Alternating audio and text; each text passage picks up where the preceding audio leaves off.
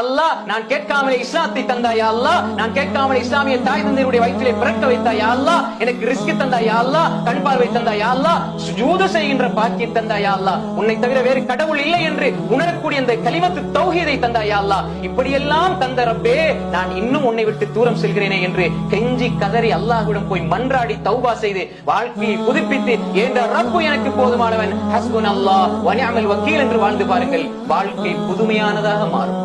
வாழ்க்கையில் உயிரோட்டம் தெரியும். அந்த வாழ்க்கைக்கு ஒரு ரூஹானியத் உயிரோட்டம் இருக்கும். அன்புக்குரிய சகோதரர்களே, பழைய தவறுகள், குற்றம், குறைகள், உள்ளத்தில் ஏற்பட்ட பாவங்கள் எல்லாத்துக்கும் தௌபா செய்யுங்க. வாழ்க்கையை புதுப்பித்துக் கொள்ளுங்கள். எப்பொழுது ஒரு மனிதன் அல்லாஹ் எனக்கு போதும் என்று அல்லாஹ்வை நோக்கி சென்று விட்டால், இதா அதைத்து எம்ஷி அதைத்து ஹர்வலா, என்னுடைய அடியான் இன்பால் நடந்து வந்தால் நான் ஓடி வருவேன் என்று அல்லாஹ் சொல்கிறானே. நீங்க நடந்து போங்க சகோதரர்களே, மெதுவா போங்க. அல்லாஹ் உங்களை அழைச்சிட்டு இருக்கிறான். ஃபபிரு இலல்லாஹ், ஃபபிரு இலல்லாஹ். முடியலையா, நடந்தாவது போங்க, அல்லாஹ் ஓடி வருவேன் என்று சொல்கிறான் ஹதீஸுல் குத்ஸியிலே. எனவே அன்புக்குரிய சகோதரர்களே, அல்லாஹ் செஞ்ச அருள்களுக்கே நம்மளால நன்றி செலுத்த முடியவில்லை. திரும்ப திரும்ப நம்ம கேட்கிறோம் என்றால் அல்லாஹ் கேட்க சொல்றான், தந்து கொண்டே இருப்பான். அல்லாஹ் கருணையாளன், அன்பாளன். ஹஸ்புனல்லாஹ், அல்லாஹ் எங்களுக்கு போதுமானவன் ஒருவன் சொல்லிவிட்டால் அவன் போதுமானவனாக ஆகிவிடுகிறான்.